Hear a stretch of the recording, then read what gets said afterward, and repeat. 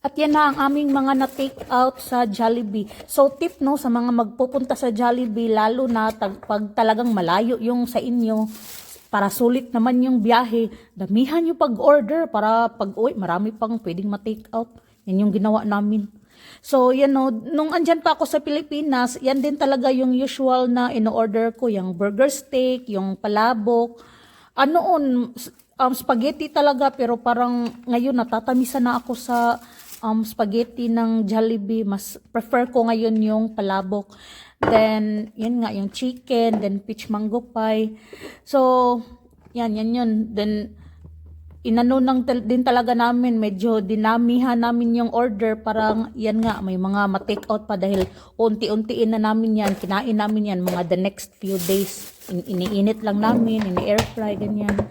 So, ayan. So, supposedly, yung sa chicken, 10 pieces yan na bucket yung in-order namin.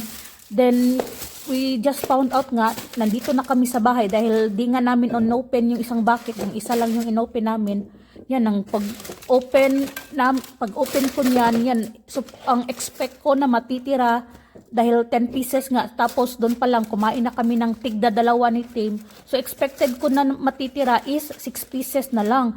Pero yan, nung inano ko, 8 pieces pa yung natira. So 12 pieces pala ang nabigay nila, parang nagkamali ata sila.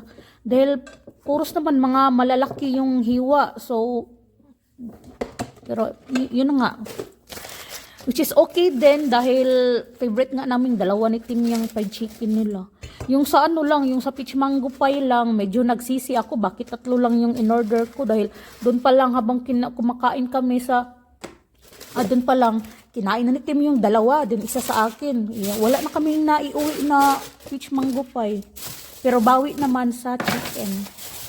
So inabutan din ng ilang araw itong chicken at na iniunti-unti namin kinain, but na-maintain niya yung crispiness niya. So nilagay ko lang siya sa parang ganyan nilagay ko lang siya sa snapware, then every time na kakain na kami, ini-air fry ko, then yun, pa din siya, crispy, and then yung lasa niya di pa rin nagbabago.